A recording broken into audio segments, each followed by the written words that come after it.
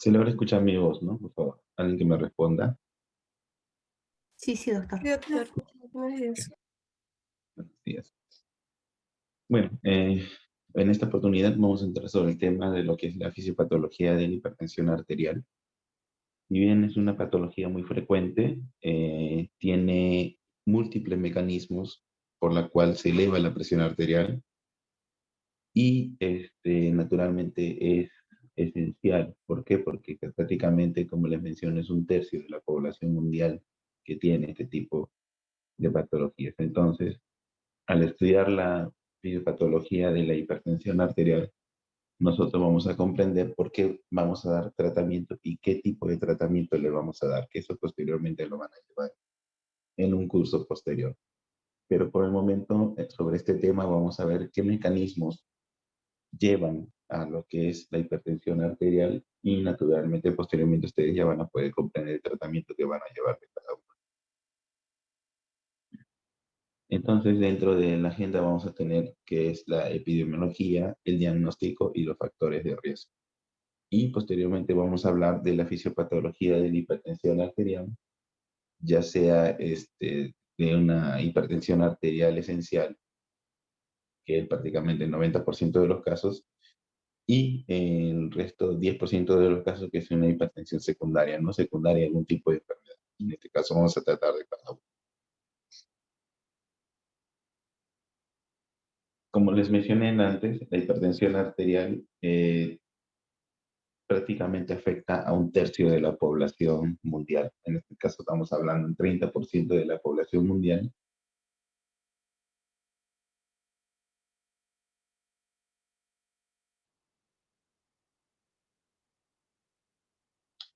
Un tercio de la población mundial.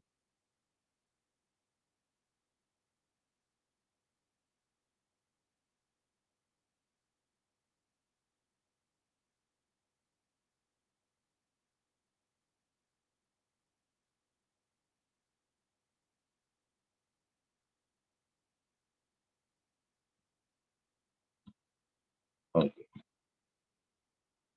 Y que conforme aumentan las cifras de hipertensión arterial, naturalmente va a haber mayor riesgo de muerte por el sistema cardiovascular. Entonces, ¿qué me quiere decir, doctor? Ahí. Conforme mi presión arterial va aumentando, en este caso la presión arterial sistólica, mi riesgo cardiovascular va a aumentar. Y naturalmente con esto aumenta la mortalidad. Y tenemos acá, vemos que también las cifras de presiones arteriales van aumentando conforme va aumentando la edad. Entonces, mayor edad, mayor hipertensión, mayor riesgo de mayor riesgo cardiovascular y mayor riesgo cardiovascular, mayor mortalidad. Entonces, resumen de esto, estos tipos de pacientes ocupan el 30% prácticamente, como les menciono, de la población mundial. Ha habido muchas controversias en un tiempo de la cual estaban en mucha discusión de cuáles eran las cifras de valores que nosotros deberíamos tomar en los pacientes con hipertensión arterial. Ya para el año 2007, la Asociación Americana de Cardiología, en noviembre de 2017, sacó estas categorías, ¿no? Normal, la presión arterial elevada, estadio 1, ya hipertenso, estadio 2 y crisis hipertensiva, y tomaba estos tipos de valores, ¿no? Ya ellos consideraban que la presión arterial por encima de 130 ya era hipertensión arterial. Y la presión arterial diastólica por encima de 80. Pero ya para el 2018, la Sociedad Europea de Cardiología, en junio de 2018, sacó una guía de la cual menciona de que ya la hipertensión se debe graduar a partir de 140 de acá hacia arriba y la presión arterial diastólica por encima de 90 milímetros de mercurio. Entonces, si bien es cierto, esta guía de la AJA, de la Sociedad Americana del 2017, si toma los valores por encima de 130 milímetros de mercurio, naturalmente la población que tiene hipertensión arterial va a ser mucho mayor al 30%. Entonces, actualmente lo que nosotros estamos tomando es las presiones arteriales que se toman de 140 por encima. Estamos tomando naturalmente las presiones que mandan la guía de la Sociedad Europea. Y vamos a considerar hipertensión arterial cuando está por encima de 140 y está por encima de 90 milímetros de mercurio. Naturalmente porque este es un trabajo más extenso y naturalmente porque cuando lees su guía tiene otro que denomina los factores de riesgo y naturalmente cómo se eleva la mortalidad por factores de riesgo cardiovascular con las cifras de presiones arteriales conforme se van elevando más. Entonces, ya tenemos que a partir de este valor vamos a considerar hipertensión arterial. Y lo gradúan, ¿no? Grado 1, grado 2, grado 3. El grado 2, hipertensión arterial de grado 2 es cuando está por encima de 160 y cuando está la presión arterial diastólica por encima de 100. Y lo considera de grado 3 cuando es mayor o igual a 180 y lo considera de grado 3 cuando la presión arterial diastólica está por encima de 110. Esos son los valores que nosotros vamos a tomar a partir de adelante. Pero ¿por qué tomar esta guía? Tomamos esta guía por algo muy importante. Por esto, porque conforme ellos van viendo las presiones arteriales, acá tengo una presión arterial elevada, pero todavía no tengo hipertensión arterial. Tengo una hipertensión grado 1 por encima de 140 y por encima de 90 diastólica. Tengo una hipertensión grado 2 por encima de 160, por encima de la diastólica de 100 y tengo ya la hipertensión de grado 3. ¿Qué pasa con esto? Conforme va aumentando la cifra de presión arterial, naturalmente el riesgo cardiovascular va aumentando. Y conforme yo tengo más enfermedades aparte de la hipertensión arterial, porque aparte de la hipertensión arterial puedo ser obeso, puedo tener diabetes, puedo tener tabaquismo, puedo tener cardiopatía isquémica, puedo tener enfermedad renal crónica, entonces puedo tener muchas otras enfermedades que están asociadas a la hipertensión arterial. Entonces acá menciona, ya, tienes otros factores de riesgo. Puedes no tener factores de riesgo, puedes tener 1 o 2 factores de riesgo, puedes tener más de 3 factores de riesgo. ¿Qué significa, doctor? Ya, puedo ser obeso, puedo tener cardiopatía isquémica y encima puedo tener enfermedad renal crónica. Aparte de eso, tengo hipertensión arterial. O sea, ¿qué significa? Que yo tengo 3 factores de riesgo y estoy en hipertensión de grado 2, mi riesgo cardiovascular y de muerte va a ser mucho más alto. Si yo tengo una hipertensión de grado 3 y encima tengo enfermedad cardiovascular y encima tengo enfermedad renal crónica, mi riesgo de, aparte de diabetes, mi riesgo de muerte es mucho más alto. Y, bueno, entonces, este cuadrito es muy importante porque me evalúa las cifras que me dicen mucho mayor presión, mucho mayor riesgo cardiovascular, mucho mayor muerte. Tengo más factores de riesgo, mucho más muerte. ¿Y esto qué me va a permitir? Que me va a permitir poder iniciar tratamiento. ¿Por qué? Puede ser que este paciente tenga presiones elevadas, pero está dentro del rango normal. Pero ¿qué pasa si tiene una enfermedad renal crónica? Si bien es cierto, la guía dice, este paciente todavía no hay que iniciarle tratamiento, pero si este paciente ya tiene comorbilidades, tendría que iniciarle tratamiento. Entonces, la guía europea nos manda este cuadrito que es muy importante para ver el riesgo del paciente y naturalmente nosotros poder tratar a este paciente dependiendo las comorbilidades y el grado de hipertensión que tiene esta persona. Entonces pasemos a la fisiopatología. Y bien es cierto, yo tengo factores determinantes de la presión arterial. Entonces, tengo una presión arterial que me va a depender de dos cosas. Me va a depender del gasto cardíaco y me va a depender de las resistencias periféricas. Naturalmente, el gasto cardíaco, ¿de quién va a depender? Del volumen sistólico. Y me va a depender de la frecuencia cardíaca. En cambio, las resistencias periféricas me van a depender de la estructura vascular y de la función del vaso. Entonces, vayamos al primero. Si tomamos en cuenta primero el gasto cardíaco depende de dos cosas, del volumen sistólico y de la frecuencia. En otras palabras, de la contractibilidad del miocardio. Naturalmente, el miocardio tiene que tener fuerza para poder contraerse y sacar más sangre del corazón. En este caso, aumentar el gasto cardíaco. Y también el volumen intravascular. Recordemos que el volumen sistólico, el volumen que sale de la aurícula izquierda hacia la aorta, tiene que ser en un porcentaje adecuado para que esto pueda distribuirse a través de todos los vasos. Por eso es muy importante que tenga una buena contracción y que le llegue la suficiente cantidad de sangre hacia el ventrículo izquierdo para que éste posteriormente pase a la aorta y pueda ser distribuido. También depende de la frecuencia cardíaca, naturalmente. ¿Y de qué depende la frecuencia cardíaca? De la actividad simpática y de la actividad parasimpática. La actividad simpática naturalmente me va a aumentar la frecuencia cardíaca y la actividad parasimpática me va a disminuir la frecuencia cardíaca. Entonces, ¿qué pasa acá?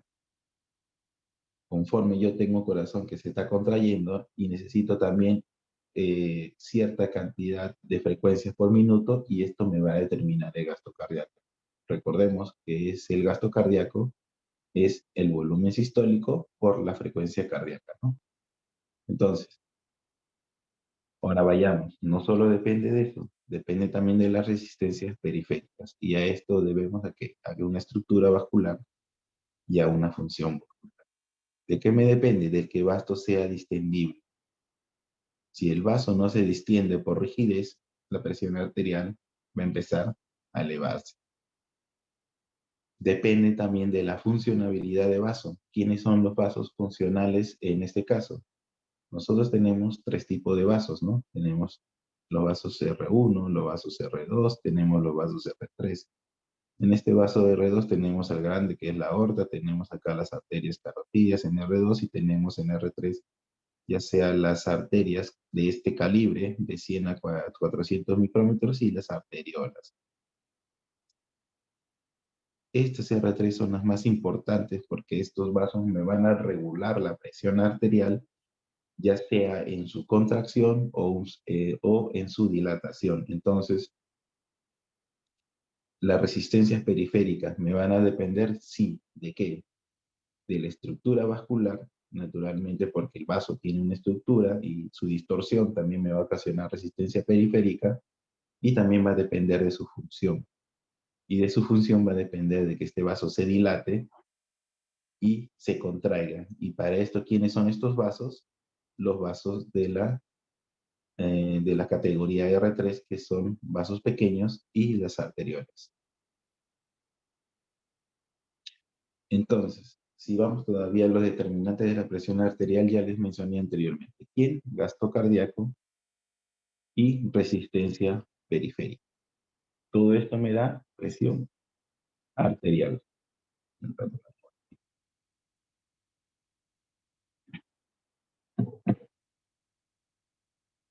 Entonces, ¿pero de qué me determina el gasto cardíaco? Como le dije, del volumen que le llegue al ventrículo izquierdo y de la contractibilidad del corazón. ¿De qué me depende el volumen que me va a llegar al ventrículo izquierdo? Me va a depender de la precardia. Entonces, más volumen me va a llegar al ventrículo izquierdo, más con una buena contracción va a salir más gasto cardíaco y al aumento del gasto cardíaco me va a aumentar la presión arterial. ¿De quién se encarga esto? Primero, de la mayor ingesta de sodio. Yo consumo más sodio, naturalmente voy a tener sed, voy a tomar agua y va a aumentar mi volemia. reducción de la masa nefronal, de las nefronas. ¿Qué me va a traer esto? Si yo tengo menos nefronas, naturalmente voy a tener más retención de sodio y naturalmente posteriormente de agua. Y esto a la larga me va a aumentar la volemia. ¿Cuáles otros son los factores, doctor? Ya. Puede ser el estrés, de la cual me va a traer una hiperactividad simpática, descarga de adrenalina y noradrenalina, y esto al final me va a traer constricción venosa, también me va a traer aumento de la contractibilidad y me va a traer aumento de la contracción de las arterias, en este caso arteriolar. Esta contractibilidad con aumento de volumen me va a traer aumento del gasto cardíaco. Y vemos al otro lado, vemos la función vascular, ya tenemos un interesante que es la hiperactividad simpática que ya está haciendo constricción de las arterias. También nosotros podemos tener factores genéticos o alteraciones genéticas que me van a alterar la membrana del endotelio vascular y esto al final me va a traer una contracción de las arterias y al final puede haber un exceso de renina por alguna enfermedad que al final también voy a tener contracción arteriolar por aumento de la angiotensina 2. Ya posteriormente, en las siguientes diapositivas, voy a hablarles cómo la obesidad genera hipertensión arterial y también podemos tener factores derivados del endotelio, ¿no? Y este caso me va a traer hipertrofia de la estructura vascular y esto al final me va a aumentar la resistencia periférica. Entonces, en esta diapositiva, ¿qué les quiero decir? Que el aumento de la resistencia periférica y el aumento del gasto cardíaco se va a traducir en lo que es un aumento de la presión arterial. Entonces, vamos al primer término, acá como les hablé, aumento de volumen, o sea, aumento de la volemia. Si estamos en aumento de la volemia, naturalmente vamos a hablar del aumento de volumen intravascular. ¿Qué pasa?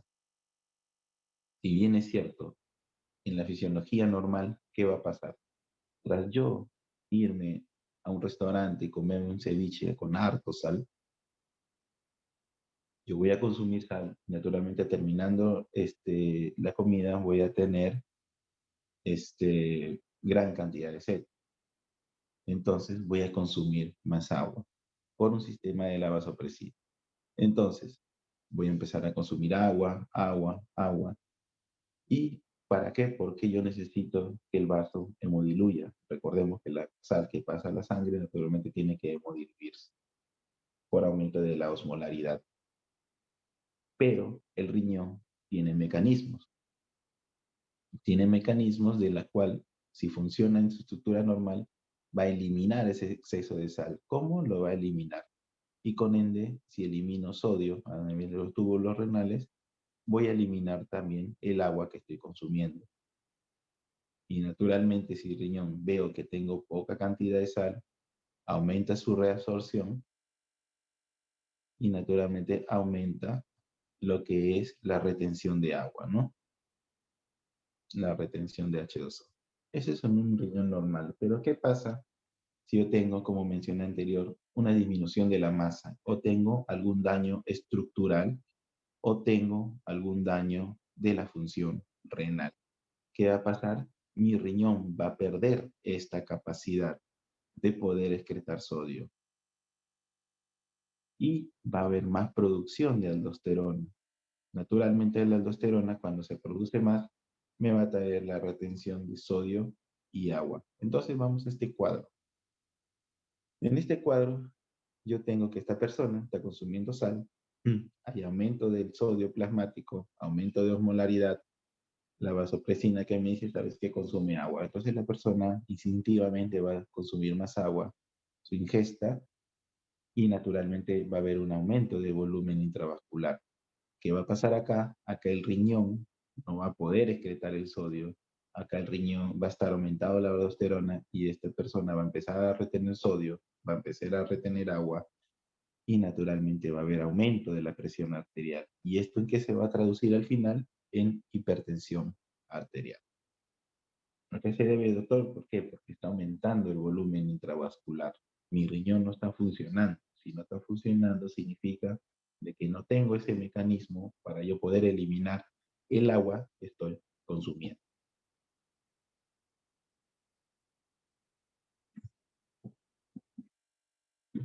El óxido hídrico medía el aumento de la resistencia vascular en personas sensibles. Ese es un término que ha salido hace poco, entonces vemos que son quiénes son los sal sensibles, sal resistentes, disculpen, y quiénes son los sal sensibles. Si bien es cierto, yo tras un consumo de sal, en este caso acá lo vamos a poner como cloruro de sodio, esto va a aumentar las concentraciones de sodio a nivel del plasma. Naturalmente, ¿qué va a pasar? Voy a consumir agua. Si voy a consumir agua, esto me va a aumentar el volumen intravascular y me va a aumentar el volumen intravascular y también me va a aumentar automáticamente el gasto cardíaco. Si yo aumento el gasto cardíaco, naturalmente voy a eliminar más cantidad de volumen sistólico hacia las arterias. ¿Qué va a pasar? Como va a haber mucho más volumen, va a haber mucha pulsación y las células endoteliales se van a distorsionar. Cuando las células endoteliales se distorsionan, activan mecanorreceptores en el endotelio. ¿Qué va a hacer estos mecanorreceptores? Simplemente va a activar el óxido nítrico sintetasa, o sea, va a aumentar su actividad y esto me va a aumentar el óxido nítrico. Como ya sabemos nosotros, el óxido nítrico es un vasodilatador, naturalmente, entonces va a causar vasodilatación y esto va a disminuir lo que es las resistencias vasculares sistémicas y las resistencias vasculares renales. Entonces, al final, ¿qué me va a traer?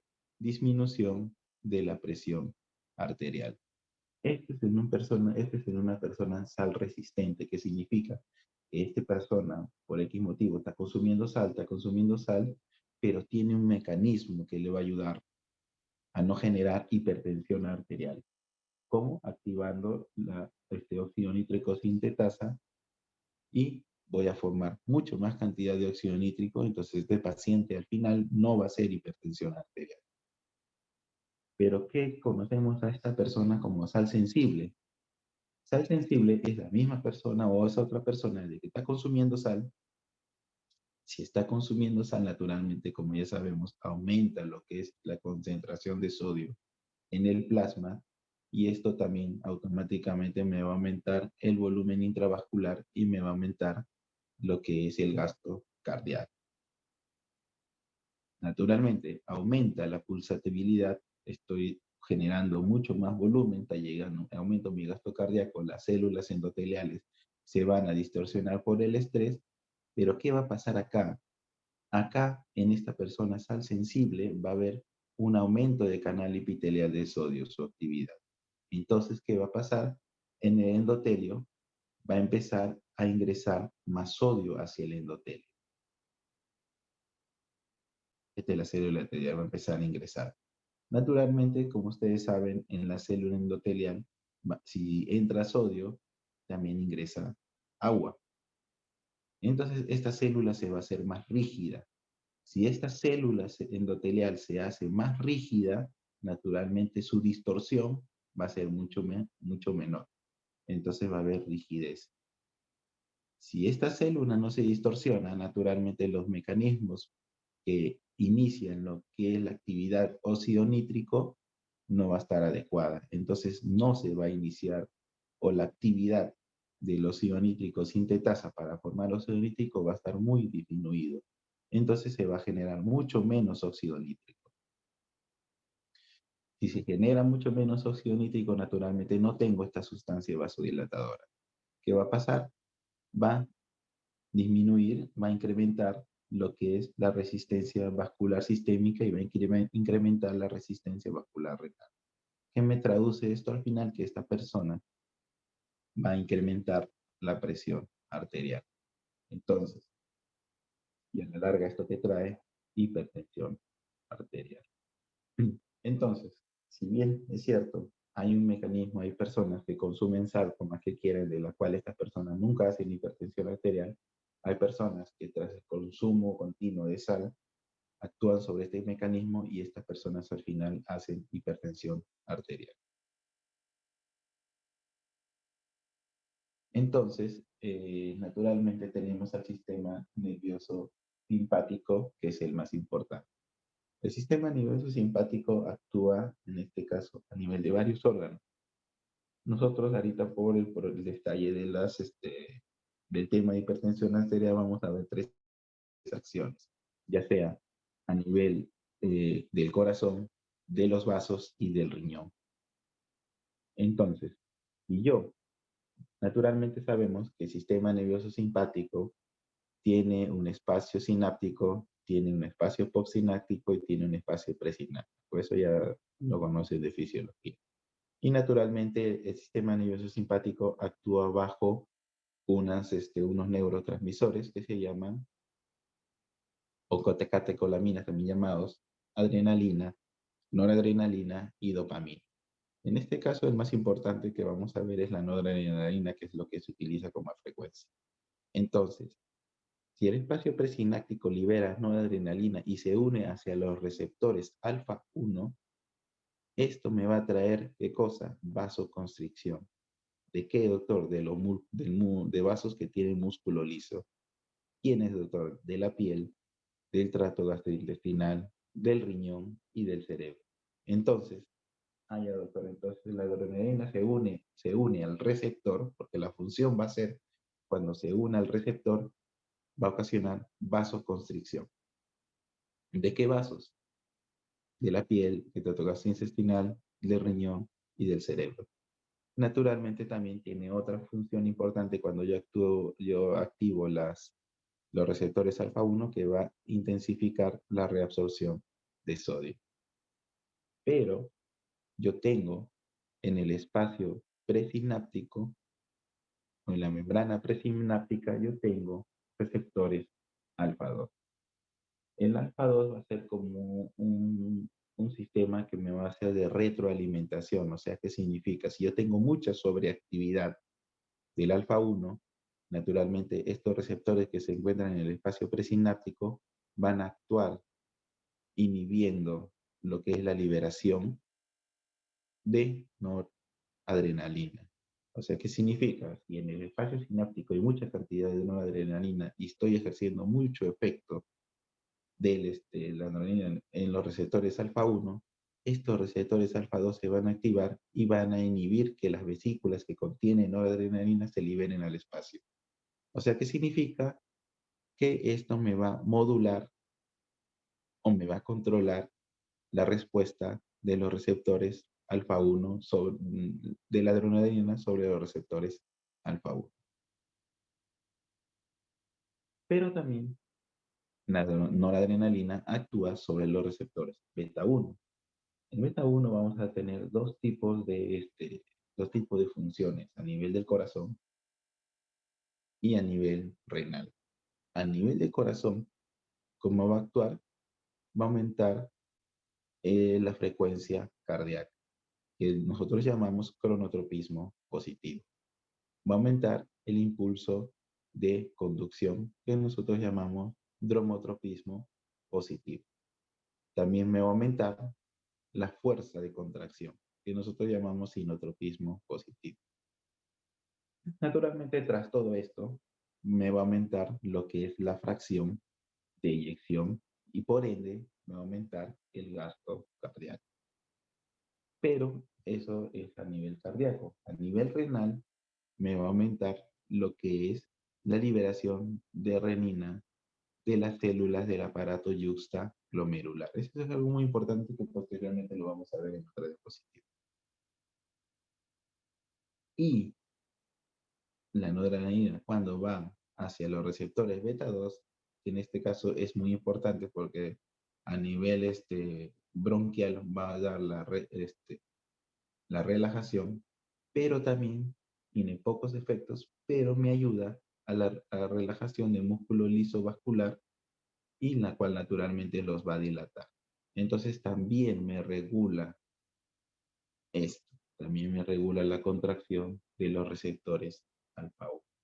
Entonces, sí es cierto, los alfa 1 son muy importantes porque me actúa a nivel de los vasos, haciendo vasoconstricción, pero también me va a actuar a nivel renal intensificando la reabsorción de sodio. Los beta 1 también es muy importante a nivel de corazón porque me va a traer todos esos efectos mencionados. También a nivel renal me va a aumentar lo que es la liberación de renina. Y tengo dos controladores que son el alfa 2 y el beta 2.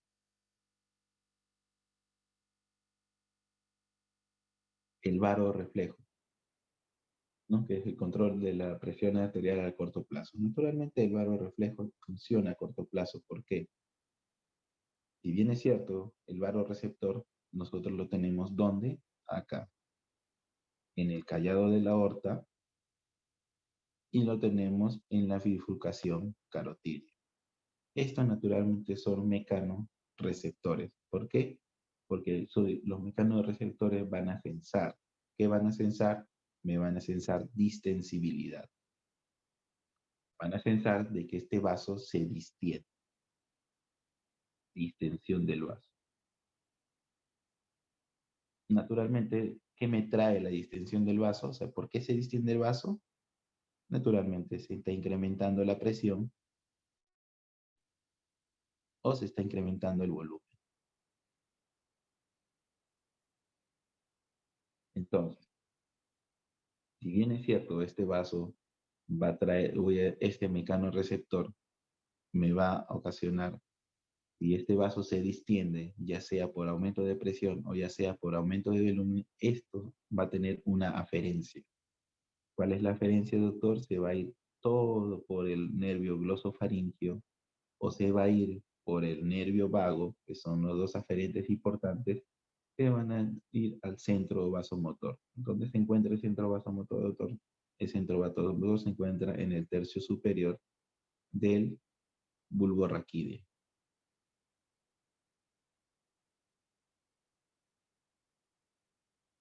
Naturalmente, este lo va a hacer su eferencia sobre el sistema nervioso simpático y naturalmente va a actuar. ¿Qué pasa si este vaso, este mecanorreceptor, sensa distensibilidad? Pasa por el nervio esoflaringeo, llega al bulbo raquídeo y naturalmente manda a las eferencias. ¿Qué va a hacer? Va a hacer disminuir la frecuencia cardíaca y va a disminuir su frecuencia, su contracción. ¿Por qué va a hacer esto? Porque la distensibilidad simplemente se está debiendo a aumento de presión o aumento de volumen. Entonces, me va a disminuir la frecuencia cardíaca y me va a disminuir la fuerza de contracción.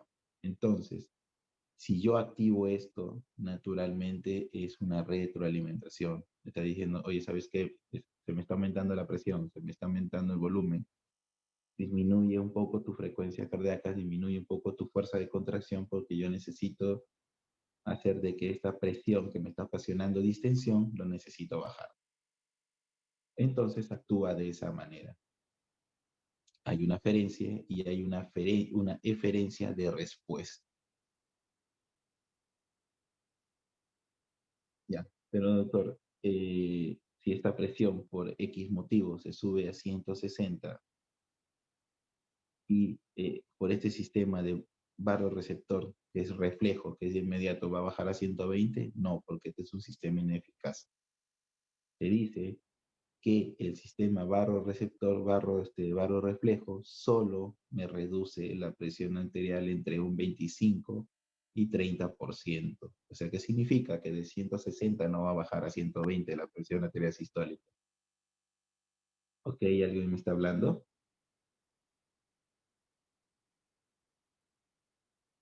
Ok. Significa de que me va a disminuir entre 25 y 30%. O sea, significa que no va a bajar de 160 hasta 120. Lo puede bajar solamente hasta 140. Entonces, ¿qué es lo que me dice acá? Ahora, el segundo ítem que me dice, se reajusta a un nivel más alto por hipertensión arterial sostenida. Eso sí es cierto, si en el transcurso de tiempo esta persona tiene presión arterial sistólica 160, 160, 160, los mecanorreceptores van a estar adecuados a esa distensibilidad generada por la presión. Entonces, posteriormente lo va a censar como que esa distensibilidad o ese vaso a esa distensión ya sea normal. Entonces ya no va a actuar este sistema reflejo. Ya no va a bajar la presión arterial. Se reduce su actividad a presiones más altas. Cuando existe disfunción autonómica, la presión arterial es muy leve. Bueno, eso sí es cierto. Esto es un mecanismo reflejo a corto plazo en el cual está actuando el sistema nervioso simpático, la cual menciona como reflejos adrenérgicos. Pero ¿qué pasa a largo plazo? ¿Qué significa? Acá entra a tallar un tema muy importante que es la taquifilaxia. ¿Qué pasa si un paciente entra en shock séptico? Si yo tengo un paciente en shock séptico, naturalmente este paciente va a disminuir lo que es la presión arterial y yo, naturalmente tratándolo, voy a darle lo que es noradrenalina, ¿no? Para poder mantener la presión arterial, porque esto se va a unir a los receptores alfa 1 y me va a incrementar la presión arterial. Pero entre el transcurso de 48 horas, posterior a las 48 horas, por más que yo le dé noradrenalina, la presión arterial ya no me va a elevar. ¿Por qué, doctor? Porque acá tenemos reguladores de los receptores. Naturalmente está habiendo mucha actividad, o sea, se están uniendo mucha cantidad de noradrenalina hacia los receptores y eso me está incrementando lo que son, está incrementando la vasoconstricción. ¿Qué va a pasar? Los receptores van a autorregularse. ¿Cómo? Van a disminuir su afinidad. La noradrenalina va a ser un poco difícil que se una al receptor alfa 2, va a disminuir su número, van a esconderse de la membrana y van a hacer que la eficiencia de acoplamiento del receptor y efector disminuya. ¿Eso cómo se llama, doctor? Se llama taquifilaxia. Entonces, lo mismo sucede en los casos hipertensivos. En los casos hipertensivos, naturalmente, sucede diferente. Si yo tengo presiones arteriales elevadas, sostenidas, naturalmente, y es por sobreestimulación del sistema nervioso simpático, ¿qué va a pasar? La afinidad va a empezar igual a reducirse, se va a reducir el número y se va a reducir la eficiencia. ¿Por qué? Porque se necesita controlar la presión. Eso es lo que nosotros llamamos lo que es taquifilaxia. Es lo mismo al anterior, los cuerpos carotídeos, el callado de la aorta, tiene mecanorreceptores, tiene aferentes glosofaringios y vagos y van al centro vasomotor. El centro vasomotor va a tener su respuesta eferente a través del sistema nervioso simpático. A corto plazo, naturalmente va a actuar sobre el corazón, aumentando la frecuencia cardíaca, aumentando la fuerza de contracción y a largo plazo va a activar algo muy importante que ya lo hemos hablado en clases anteriores, el sistema renina-angiotensina-aldosterona. Naturalmente, ¿para qué? Para la liberación de angiotensina 2. Y esto naturalmente es algo deleterio porque al final esto me va a incrementar mucho más lo que es la presión arterial. Eso lo vamos a desglosar poco a poco conforme vamos avanzando. Entonces, el bajo llenado arterial, la activación de los vasoreceptores de presión, las señales aferentes por los neurotransmisores, señales eferentes del sistema nervioso simpático y a largo plazo, es algo muy importante, se va a activar el sistema renina-angiotensina-aldosterona. Como les mencioné, tengo efectos simpáticos que van a actuar sobre el corazón a través de los receptores alfa 1 hacia los vasos y hacia el corazón me va a ir los receptores beta 1 a través del acoplamiento con la noradrenalina. Pero ¿qué va a pasar acá? También tengo efectos sobre el riñón. Entonces, esta actividad simpática nerviosa tiene efectos renales. ¿Cuál es, doctor? Tiene efectos renales. ¿Por qué? Porque acá va a actuar los receptores beta 1, voy a tener receptores alfa 1 y receptores alfa. Entonces leemos acá. Las células granulares yutaglomerulares aumentan la secreción de renina por estimulación de los receptores adrenérgicos beta 1. El epitelio tubular, el túbulo contorneado distal, aumenta la reabsorción tubular de sodio por estimulación de los receptores adrenérgicos alfa 1. Y los vasos renales disminuyen el flujo sanguíneo renal por la estimulación de los receptores alfa 1. ¿Qué significa esto? Que si yo activo el sistema nervioso simpático o tengo sobreestimulación del sistema nervioso simpático, esto va a ir hacia el riñón y va a tener un blanco. Primero, la célula yuxtaglomerular. Como sabemos nosotros, la célula yuxtaglomerular libera gran cantidad de renina.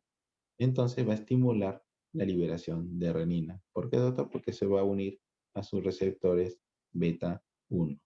Y naturalmente me va a aumentar la tasa de secreción de renina.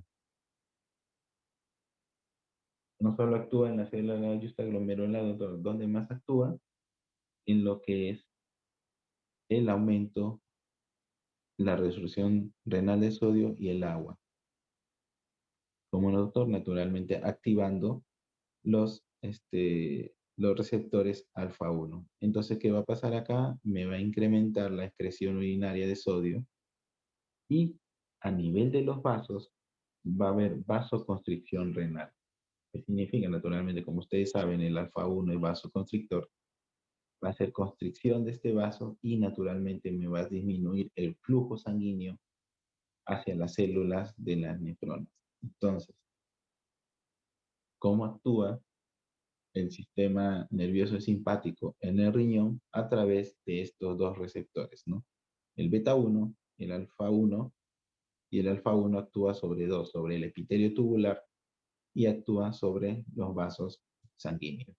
Como el beta 1 a través del aparato yuxtaglomerular libera renina en el epitelio tubular, en el túbulo contorneado distal, me va a aumentar la resorción de sodio y de agua y naturalmente me va a incrementar la excreción urinaria de sodio. Y a nivel de los vasos, me va a hacer vasoconstricción renal y me va a disminuir el flujo sanguíneo renal.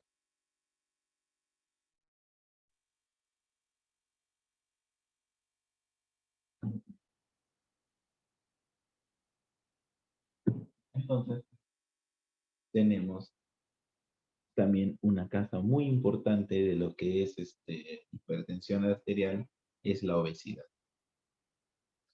Y la obesidad naturalmente causa sobreactividad simpática. ¿Qué pasa acá?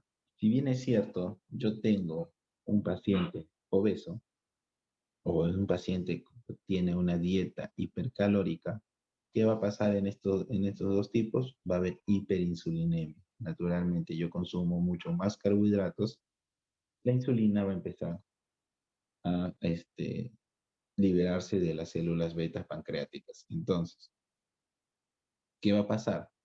Esto me va a traer la hiperinsulinemia, me va a traer sobreactividad de los cuerpos carotídeos. ¿De quién es, doctor? De los quimiorreceptores que se encuentran ¿dónde?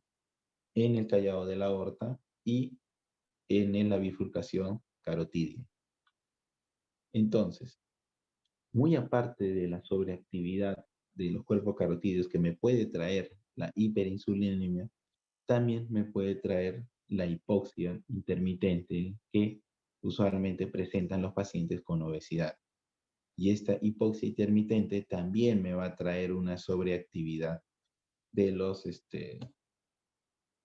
cuerpos carotídeos. Entonces, si yo tengo sobreactividad de los cuerpos carotídeos, al final voy a tener una hiperactividad o una actividad aumentada del sistema nervioso simpático. Si yo activo el sistema nervioso simpático, naturalmente receptores alfa 1, receptores beta 1 se van a activar y al final va a traer hipertensión arterial, aumento de la presión arterial. Y naturalmente, si yo tengo actividad del sistema nervioso simpático, esto me va a traer más resistencia a la insulina y esto me va a traer más insulinemia. Entonces ya prácticamente entra en un círculo vicioso. ¿Por qué es importante saber la obesidad sobre la actividad del sistema nervioso simpático? ¿Por qué? Porque acá hay una diana de tratamiento. ¿Por qué? Porque en los pacientes obesos, si su problema es la sobreactividad del sistema nervioso simpático, naturalmente la diana de tratamiento va a ser los beta bloqueadores. Y va a ser dentro de la escala o dentro de su terapéutica, tiene que ir un beta bloqueador. ¿Por qué? Porque naturalmente hay una sobreactividad del sistema nervioso simpático. Pero, doctor, ¿qué otro problema tiene este tipo de pacientes? Ah, ya.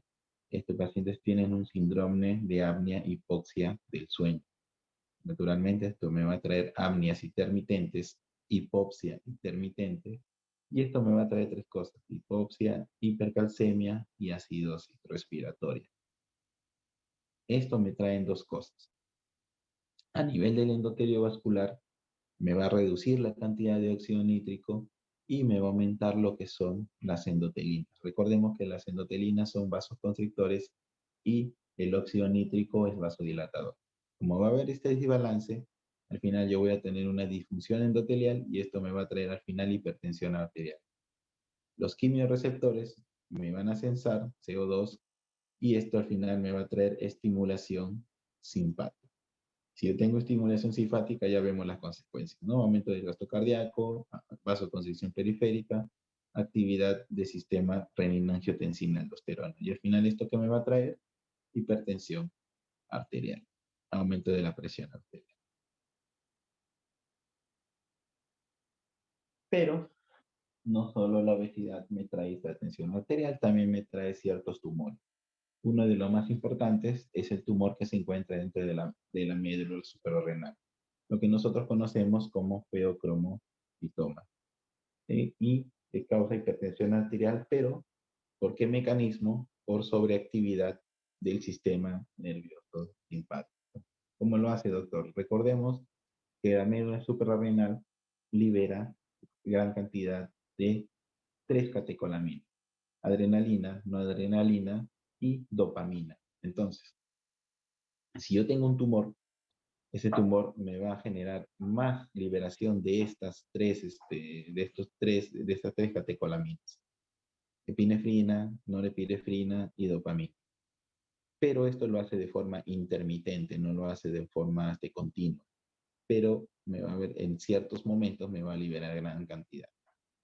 Entonces el feocromocitoma tiene liberación excesiva de adrenalina, no adrenalina, por un tumor en la médula suprarrenal. Esto naturalmente va a estimular los receptores adrenérgicos, quienes alfa 1, beta 1, y al final esto me va a traer vasoconstricción periférica y estimulación cardíaca, naturalmente con aumento de la contracción y aumento de la frecuencia cardíaca. Esto al final, ¿qué me va a traer, doctor? Me va a traer hipertensión arterial, aumento de la presión arterial. Conforme vamos avanzando, cada una de las causas me va a llevar, naturalmente, como ustedes están viendo, son causas. La hipertensión es una causa secundaria de alguna enfermedad. Ahora vemos el componente del sistema sistemático y tisular del sistema renina-angiotensina-aldosterona. Recordemos que el sistema renina-angiotensina-aldosterona ya lo estamos tocando muchas veces, porque cuando hablemos de corazón y cuando hablemos de riñón, vamos a tener que hablar ya sea del sistema nervioso simpático y el sistema renina-angiotensina-aldosterona, vamos a hablar acerca de sustancia. Entonces, naturalmente, ustedes ya automáticamente van a poder responder preguntas sobre este sistema. Si bien es cierto, como ya les mencioné, el riñón, para activar el sistema renina-angiotensina-aldosterona, me tiene que liberar renina. ¿Cómo lo hago? Por las células naturalmente justoglomerulares. ¿Cómo lo hago? Por la actividad eferente del sistema nervioso simpático, como ya les mencioné en la diapositiva anterior, a través de la actividad de los receptores beta 1. Tratamiento con diuréticos, naturalmente, recordemos que el riñón es sensor, que me sensa la disminución de la carga de sodio. Si yo tengo disminución de carga de sodio porque este paciente está tomando diuréticos, a nivel de túbulo contorneado distal, este paciente va a empezar a liberar renina. Naturalmente, si tengo menos carga de sodio a nivel del túbulo contorneado distal, libero renina. Si no me está llegando sangre al riñón por una vasoconstricción arterial renal, me va a liberar renina. Y otras otras causas más, como son las prostaglandinas, el péptido natriurético cerebral, el péptido natriurético atrial o la vasopresina. Al final, todo esto va a hacer que el riñón me libere renina a través del aparato justaglomerular. Como ya sabemos, si yo libero renina y yo tengo angiotensinógeno que me está trayendo el hígado, esto me va a convertir de angiotensinógeno en angiotensina 1. Y naturalmente tengo que principalmente el pulmón libera enzima convertidora de angiotensina, lo voy a transformar en angiotensina 1 y 2, del 1 al 2. Y naturalmente la angiotensina 2 es mi metabolito que me va a ayudar. ¿Por qué? Porque cuando se une esto a los receptores AT1, naturalmente esto me va a traer diferentes cosas. Me va a traer vasoconstricción vascular, me va a traer aumento de la sed, me va a traer retención de sodio, naturalmente a nivel del túbulo contorneado distal, y me va a traer la secreción de aldosterona, que naturalmente si secreto más aldosterona voy a tener más reabsorción de sodio y de agua. Pero este angiotensina no solo se libera a nivel sistémico, también se libera a nivel local. O sea, ¿qué significa, doctor Aya? Que no solo el hígado me genera angiotensinógeno, también me libera otros tejidos. ¿Quién es el corazón, el encéfalo, el riñón en los vasos? O sea, ¿qué significa? Que tienen una secreción local. Muy aparte de que el hígado me hace una secreción sistémica. Entonces, naturalmente, viene la renina renal, naturalmente porque hay otro tipo de renina, es una renina tisular, y esto me va a convertir en angiotensina 1. Tenemos a nivel sistémico la enzima convertidora en angiotensina, naturalmente de pulmón lo libera todo el sistema circulatorio, pero también tenemos una enzima convertidora en angiotensina a nivel tisular, a nivel de los tejidos. Y esto también me va a convertir la angiotensina 1 en angiotensina 2. Y naturalmente el que me va a traer los efectos al final es la angiotensina 2. ¿Dónde? Porque se tiene que unir a receptores. ¿Qué receptores? Lo voy a mencionar en las diapositivas anteriores, en las diapositivas siguientes. ¿A qué receptores, doctor? Ya. La renina, angiotensina, angiotensina 1, angiotensina 2, eso ya lo sabemos, y nos vamos acá. ¿A quién se une? Hacia los receptores AT1. Recuerden en algún momento que les dije, si yo me uno a los receptores AT1, voy a tener efectos. ¿Cuáles son? Vasoconstricción. Yo voy a tener retención de sodio y agua porque la aldosterona, la angiotensina 2, que se une al receptor AT1, me va a liberar aldosterona y acá voy a tener retención de sodio y agua. Estos efectos son muy importantes a través de la angiotensina 2 cuando se une a su receptor AT1. Y es naturalmente el receptor AT1 tiene mucha mayor cantidad. Pero ¿qué pasa si es que este receptor, que está en mucho menos cantidad, poquísima, se une a los receptores AT2? Esto me va a traer otros efectos y que son contrarios.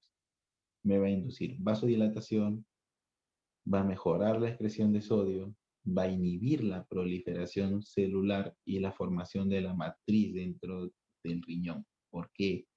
Recordemos que a largo plazo, como les dije, la aldosterona me puede ayudar a retener agua y sodio para mantener la volemia, pero al final me va a activar mecanismos que me va a traer, va a ser perjudicial, ya sea para el riñón y ya sea para el corazón, como activando la proliferación celular y la formación de matriz. En este caso fue depósito de colágeno a través de ya sea en el riñón o ya sea en el corazón. Entonces, hay fármacos de la cual ya actúan como agonistas de los receptores AT2, en este caso como un fármaco que me reduce la presión arterial porque tiene algo muy importante. Me vasodilata y encima me aumenta la excreción de sodio. En este caso, con este tipo de fármacos agonistas de los receptores AT2, voy a controlar la presión arterial. Pero, hablando de hipertensión arterial, angiotensina 2, receptor AT1, vasoconstricción y lo que va a traer la aldosterona es retención de sodio y agua. Naturalmente, ¿cuáles son los efectos cuando yo entro hacia los receptores AT1? Angiotensina 2, receptor AT1. ¿Qué va a pasar acá? El primer efecto, ¿no? Aumento de la aldosterona. ¿Qué voy a traer con aumento de la aldosterona? Retención de sodio y de agua. Y con esto me aumenta la volemia. ¿Qué me va a traer también el receptor AT1 cuando se une con angiotensina 2? Me va a traer aumento del calcio libre. ¿Hacia dónde? Si hay aumento de calcio a nivel de vaso, va a aumentar el tono vascular. Si va a haber aumento de calcio en la médula suprarrenal, ¿qué va a haber? Aumento de adrenalina y aumento de noradrenalina. Recuerden que la médula suprarrenal libera catecolaminas. ¿Qué va a pasar en este caso como factor deleterio? O sea, factor que me hace que haya fibrosis dentro, ya sea de la nefrona, del músculo cardíaco, o haya hipertrofia del músculo cardíaco o hipertrofia también de algunas células de las nefronas, pero por depósito de colágeno, llamado glomerulosclerosis. ¿Qué va a pasar también, doctor? Desbalance de prostaglandinas y tromboxano A2. Va a aumentar el tromboxano A2 y va a disminuir las prostaglandinas. ¿Qué va a pasar, doctor? Acá va a aumentar la agregación plaquetaria y naturalmente disminución de prostaglandinas. Recordemos que el tromboxano A2 también es vasoconstrictor.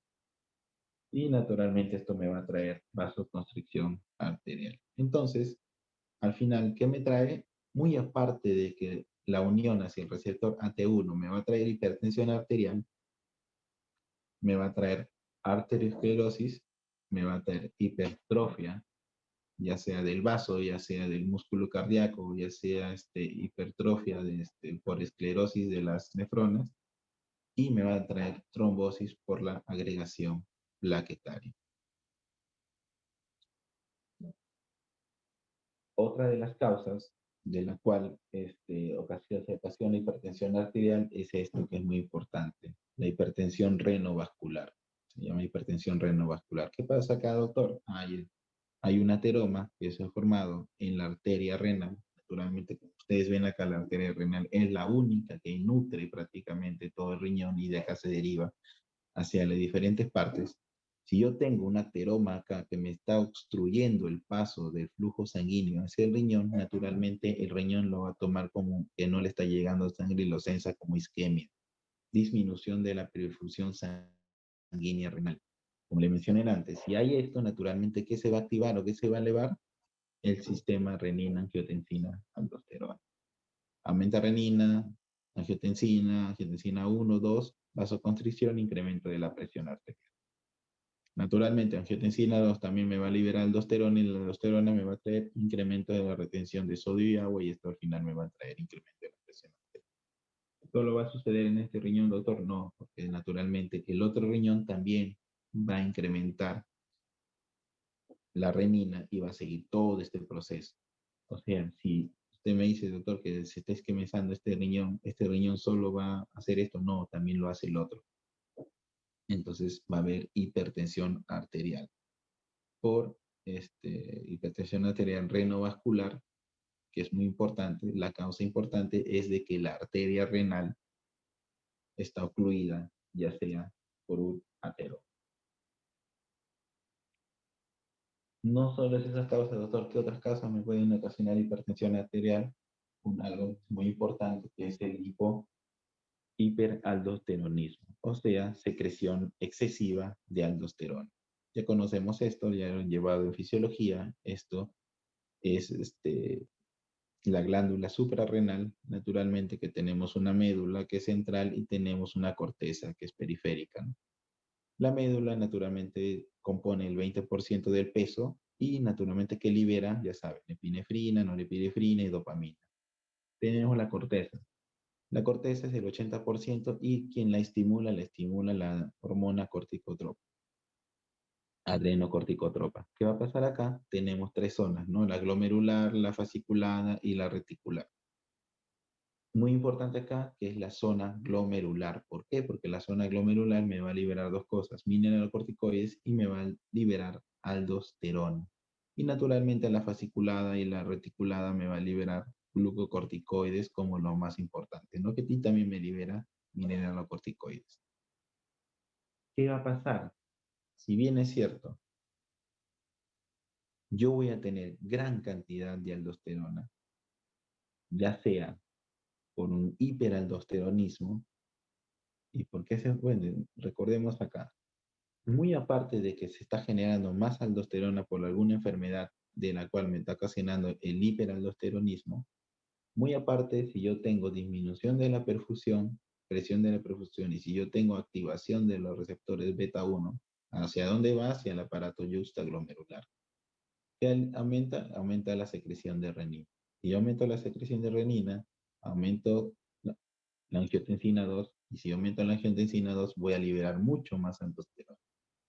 Esta aldosterona naturalmente se va a unir a receptores, hacia dos tipos de células en el túbulo contorneado distal. ¿A quién? A las células principales y en mucho menos cantidad a las células intercalares, que se encuentran en el túbulo contorneado distal.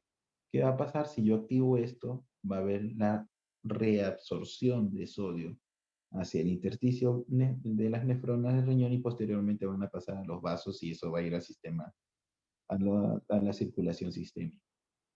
Retengo sodio. Naturalmente, si retengo sodio, también retengo H2O. Y esto me va a eliminar potasio. Y el potasio se va a ir hacia el exterior. Y eso es algo muy importante. Pero también me activo los sistemas intercalares. ¿Por qué? Porque no puedo perder todo el potasio. Entonces acá voy a retener cierta cantidad de potasio, pero me voy a liberar cantidad de hidrogeniones. Y los hidrogeniones se van a empezar a perder. Entonces acá pierdo potasio y pierdo hidrogenio. Y naturalmente empiezo a retener sodio.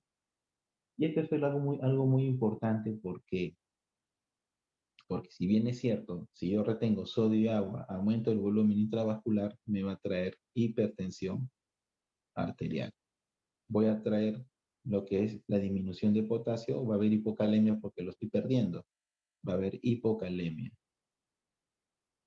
Y voy a tener, si estoy eliminando gran cantidad de hidrogeniones, esto al final me va a traducir en una alcalosis metabólica.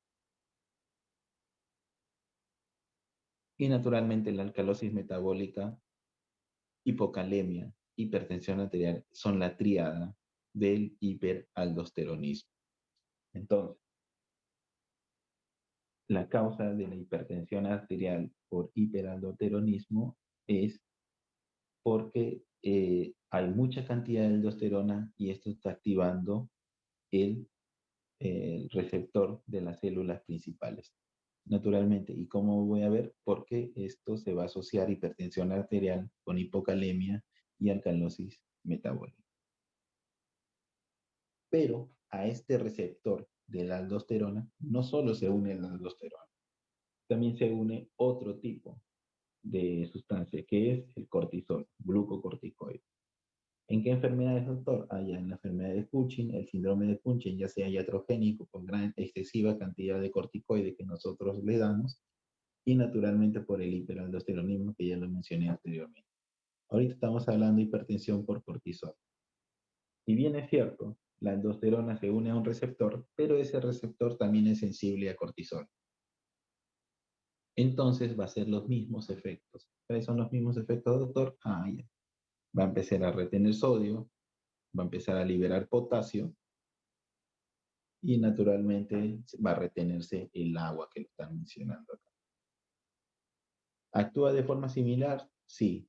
¿Tiene todos los efectos? No. ¿Por qué? Porque me va a incrementar la hipertensión arterial y tengo que tener mucho cuidado porque los corticoides van a generar gran cantidad de hipocalemia.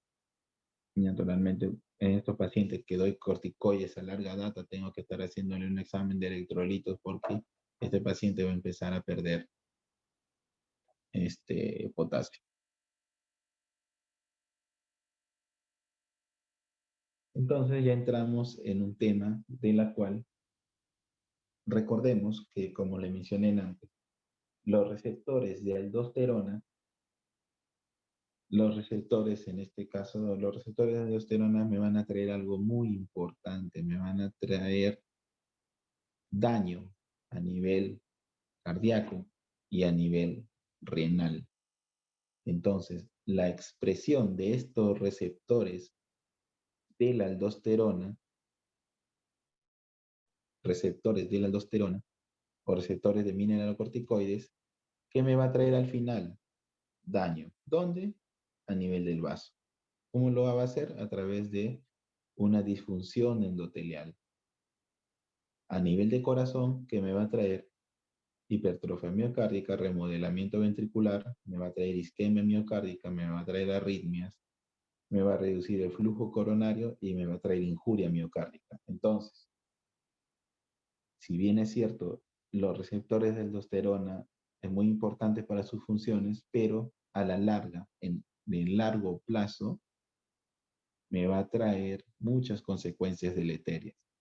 Es igual en el riñón, la sobreexpresión de los receptores de aldosterona que me va a traer hipertrofia glomerular, me va a traer glomerulosclerosis, me va a traer proteinuria, me va a reducir el flujo sanguíneo renal y me va a traer injuria renal. Entonces, ya hay fármacos que son los bloqueadores de los receptores de aldosterona. En este caso me van a bloquear este receptor y me van a bloquear que esta aldosterona se una al receptor de aldosterona, en este caso el fármaco conocido como espironolactona, va a actuar sobre este mecanismo. Entonces va a empezar a reducir estos efectos a nivel del corazón, del riñón y del vaso. Todo eso yo he hablado ya de mecanismos renales, mecanismos del sistema nervioso simpático, mecanismos del corazón y mecanismos a través del riñón. En este caso estamos hablando ya del gasto cardíaco. Entonces vamos al el otro importante, que es los vasos periféricos. En los vasos periféricos, naturalmente, acá nosotros tenemos una arteria normal, ya de la cual tenemos la lámina elástica externa, tenemos el músculo liso, tenemos la lámina elástica interna, tenemos el endotelio vascular. Y aparte, que mantiene este tono, que haya un balance entre el óxido nítrico, las prostaglandinas I2 y un balance entre las endotelinas 1 y los tromboxanos A2. Recordemos que este de acá es un vasoconstrictor, las endotelinas y las tromboxano A2, y el óxido nítrico y las prostaglandinas son vasodilatadores. Tiene que haber un equilibrio para que haya un tono vascular adecuado. Entonces, ¿qué pasa? En diferentes patologías, ya sea en la disfunción endotelial, ¿qué va a pasar? Va a estar aumentado las concentraciones de endotelina 1 y tromboxano A2 y van a estar disminuidas las contracciones de óxido nítrico y prostaglandina I2. ¿Y esto qué va a pasar? Que esta célula del músculo liso vaya a estar en constricción constante. En eso se llama disfunción endotelial y la cual me va a traer vasoconstricción. Ya, esto también va a traer un remodelado vascular. Sí, me va a traer hipertrofia de los músculos de la media, músculo liso, y me va a traer fibrosis. Recordemos que yo les dije anteriormente, los receptores de aldosterona al final me va a traer cambios a nivel de lo que son los vasos. En este caso va a haber fibrosis de la íntima y me va a traer esto por sobreexpresión de los receptores de aldosterona. Y naturalmente se me va a formar arteriosclerosis dentro de la cavidad de la íntima y también se puede generar trombosis que me van a hacer lesiones plexiformes. Y esto naturalmente va a traer una consecuencia que me va a disminuir. ¿Cuál es el detalle de estas tres disfunciones que me va a traer los vasos, que me va a aumentar la resistencia vascular sistémica? El detalle va a ser de que estos me van a disminuir la luz del vaso. Entonces, si me van a disminuir la luz del vaso, naturalmente me van a traer aumento de la resistencia vascular sistémica. ¿Qué va a pasar? ¿Y qué dice acá? La resistencia depende del radio interior y la distensibilidad arterial. La resistencia a flujo varía inversamente proporcional hacia la cuarta potencia del radio, ya sea por cambios estructurales, como estamos viendo acá, mecánicos y funcionales. Funcionales, mecánicos y estructurales. ¿Qué va a pasar? Naturalmente, como nosotros vemos acá, ¿no? Tenemos un vaso normal con un radio, con una resistencia y con un flujo. Si este vaso reduce su radio, que dice acá, es inversamente proporcional, o sea que va a aumentar su resistencia en cuarto a la cuarta potencia. Y el flujo lo va a reducir a la cuarta potencia. Ahora tenemos lo que es remodelado vascular en hipertensión arterial.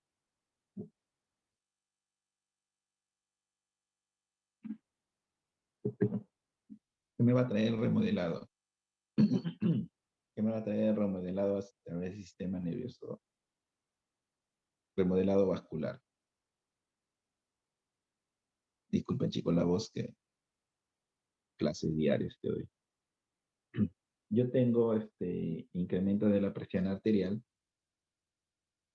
ya sea por aumento de sal, ya sea a nivel genético, ya sea por sobreactivación del sistema nervioso simpático. Esto me va a traer dos cosas, y algo muy importante y algo que no se deben olvidar es esto: el sistema renina, angiotensina, aldosterona. El resto puede ser secundario, pero esto es muy importante. ¿Por qué? Porque esto al final me va a generar más aldosterona, me va a generar más angiotensina 2. Estos dos son deleterios, significa que van a causar daño y que van a causar varias cosas. Si son por angiotensina 2, vasoconstricción, receptores de la aldosterona, que va a traer crecimiento vascular, me va a traer inflamación vascular, porque también se libera mediadores inflamatorios. Al final, ¿esto qué me va a traer? Estos tres: remodelado vascular. Entonces, la disminución de la luz aumenta la resistencia. Y esto al final, ¿qué me trae? Aumento del sistema renina, angiotensina, aldosterona, y me va a ocasionar que se libere más aldosterona, se una al receptor de aldosterona y angiotensina 2. Me va a traer estos tres: vasoconstricción, crecimiento vascular, inflamación vascular, y al final el vaso se remodela. Y cuando se remodela, naturalmente pierde su elasticidad, ¿no? Lo que también ocasiona, lo que también trae esto, la arteriosclerosis. Naturalmente, si yo tengo un ateroma pegado hacia un vaso, naturalmente este vaso va a tener dificultad para poder distendirse. Pero una de las complicaciones, una de las consecuencias de la hipertensión arterial es la hipertrofia ventricular izquierda. Ya no es como causa, sino ya es como qué complicaciones trae la hipertensión arterial.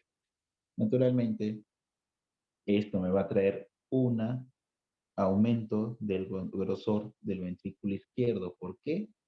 Por sobrecarga de presión. No solo por sobrecarga de presión, porque también puede ocurrir en ejercicio estático, en las personas que están haciendo pesas a cada momento. Su corazón se va a engrosar. Cualquier condición fisiopatológica que me incremente en este caso en el hiperaldosteronismo, la misma hipertensión arterial y otras enfermedades, ¿no? En este caso acá vamos de enfermedades de tejido conectivo. Todas estas cosas, y yo solo me interesa en este caso para el tema, la sobrecarga de presión que me trae la hipertensión arterial. Esto hace de que el músculo empiece a crecer. Si esta hipertensión arterial me trae hipertrofia ventricular, al final, ¿qué va a pasar? Uno, se va a dilatar la aurícula. Si se dilata la aurícula, me va a traer fibrilación auricular y al final me va a traer un accidente cerebrovascular. ¿Qué pasa? Se va a prolongar el intervalo QT. Si veo el intervalo QT se prolonga, al final me va a traer una arritmia ventricular y esto me va a traer al final muerte súbita. Entonces, ¿hipertensión es mala? Sí, porque al final, ¿qué va a pasar? Va a incrementar mi masa muscular ventricular y me va a traer las demás, complicaciones, ¿no? Este cuadrito de acá es un cuadro de la cual ha sido una propuesta, o sea, una propuesta de qué tiene que ver la hipertensión arterial con la activación de las células inmunitarias. No se va a preguntar porque esto todavía está en estudios, pero lo que se dice es de que la elevación de la presión arterial ocasiona de que estas proteínas que genera usualmente las células endoteliales se distorsionen. Al distorsionar las proteínas, ¿qué va a pasar? El cuerpo lo va a tomar como un antígeno.